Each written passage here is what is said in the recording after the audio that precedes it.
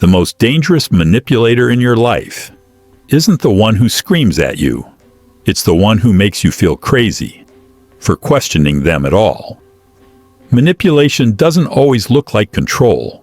Sometimes it looks like charm, generosity, even love.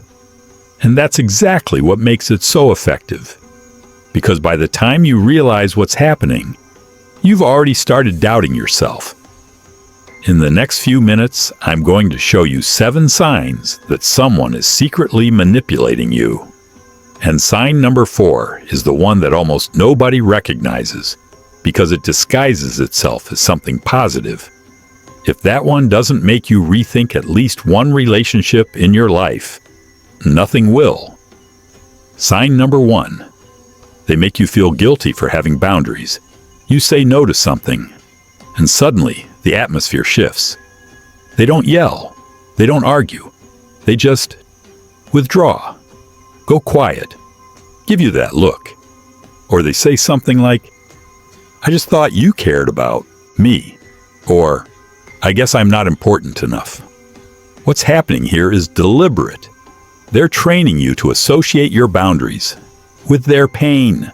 And over time, your brain learns that saying no equals punishment. So you stop saying no, not because you want to, but because the guilt feels worse than just giving in. Psychologists call this emotional conditioning.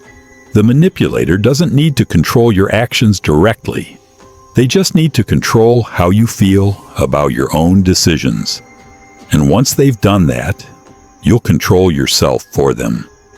Pay attention to how you feel after setting a boundary with someone. If you feel relief, that's a healthy relationship. If you feel guilt, anxiety, or dread, that's a red flag. Sign number 2. They rewrite what actually happened. You bring up something they said or did, and suddenly the story changes. "I never said that. That's not what happened. You're remembering it wrong. You're being too sensitive." This is called gaslighting, and it's one of the most documented manipulation tactics in psychology. The goal isn't to win the argument. The goal is to make you distrust your own memory, your own perception, your own reality. And here's why it's so dangerous. It doesn't happen once. It happens slowly, over weeks and months. Each time is small enough to dismiss. But over time, you start hesitating before you speak. You start second-guessing what you saw, what you heard, what you felt. You start relying on their version of events instead of your own. If you frequently leave conversations feeling confused about what just happened, or questioning whether your feelings are valid, that's not confusion. That's the effect of gaslighting. Sign number 3. They use the silent treatment as a weapon. This one gets misunderstood constantly. There's a difference between someone who needs space to cool down after a disagreement and someone who disappears to punish you. The manipulative version of silence has a very specific energy. It's cold, it's deliberate, and it always comes with an unspoken message. You did something wrong, and you need to figure out what it is and fix it before I'll speak to you again. What this does psychologically is powerful. It puts you in a state of anxiety and hypervigilance. You start mentally replaying everything you said, everything you did, desperately trying to identify your mistake. And the longer the silence lasts, the more willing you become to apologize for things you didn't even do, just to make it stop. Research in relationship psychology shows that the silent treatment activates the same brain regions as physical pain. It literally hurts. And manipulators know this, even if they'd never admit it. Sign number 4. And this is the one most people completely miss. They overwhelm you with generosity. Wait, generosity? How is that manipulation? That's exactly why this sign is so dangerous. Because it hides behind something that looks beautiful. A manipulator who uses generosity as a tool does favors you didn't ask for, gives gifts that feel slightly too much, shows up for you in ways that seem selfless. And at first, it feels amazing. You feel valued, cared for, special. But then, something shifts.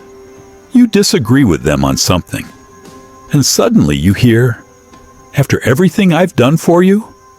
You try to set a boundary, and they remind you of that time they helped you move, or lent you money, or stayed up all night when you were upset. This is called covert contracts.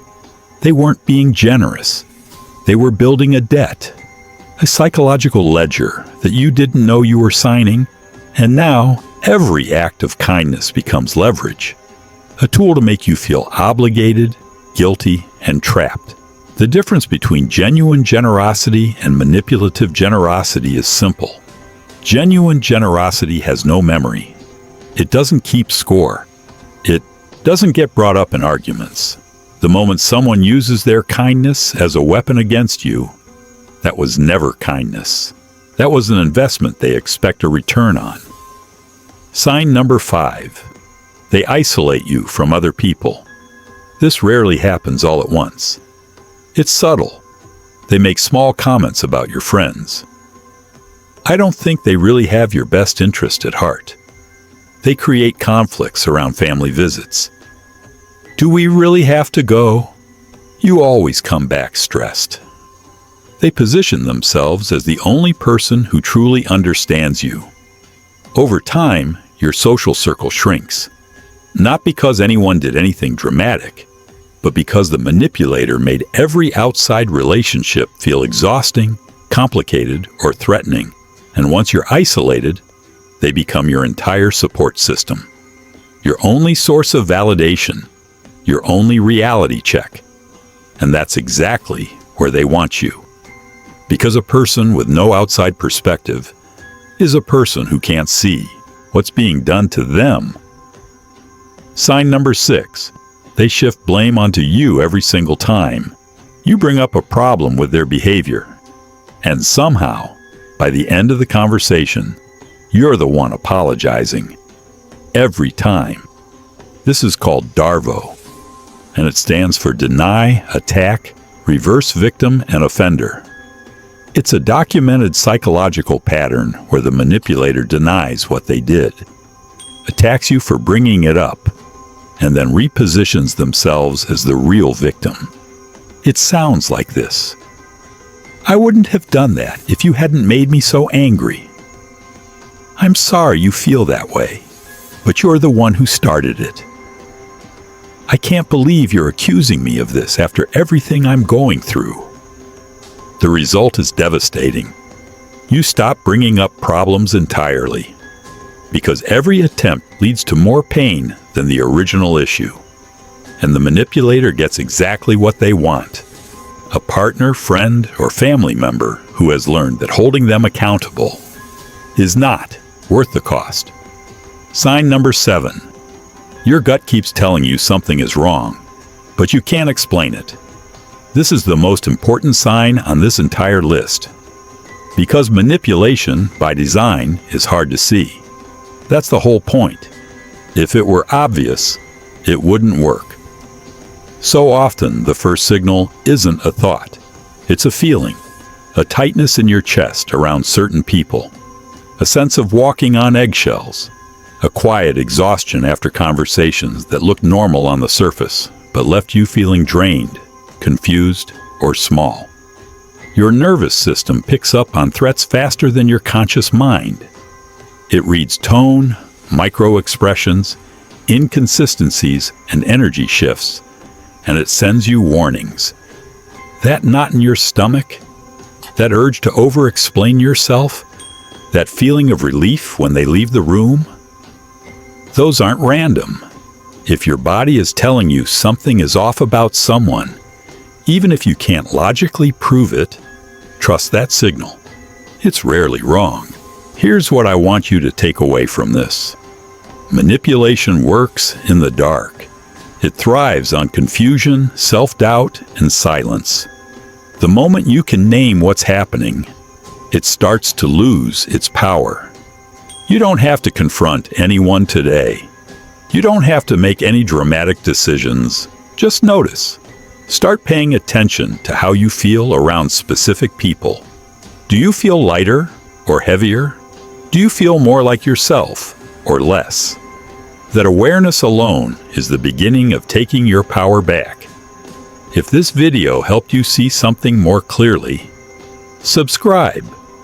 We go deep into the hidden psychology behind human behavior every week. And the next video is going to change how you see yourself even more. I'll see you in the next one.